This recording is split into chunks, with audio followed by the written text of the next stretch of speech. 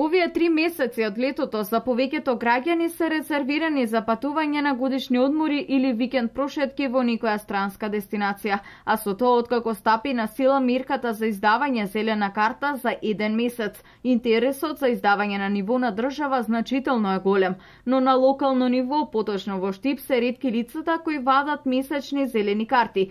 Сепак исплатливоста ја бараат во годишните зелени картони, велат од автомото друштвото од Штип. Оние кои патуваа почесто веќе има извадено зелени карти. Оваа бројка на извадени картони за 1 месец е, да не речем, символична.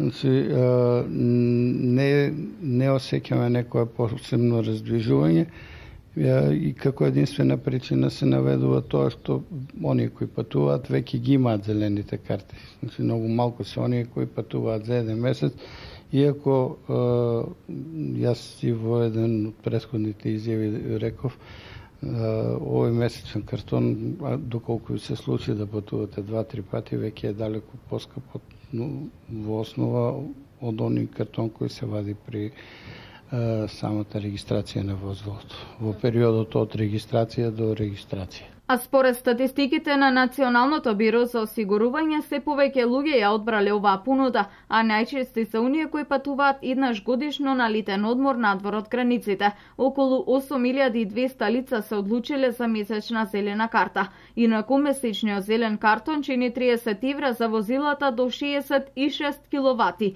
а за патничките возила кои имаат над 66, зелениот картон може да го купат за 50 евра, додека цената на зелена карта за 1 година е од 60 до 90 евра, зависно од киловатите на возилото. Зелената карта е задолжителен документ за патување преку која се осигурува возилото во случај на несреќа.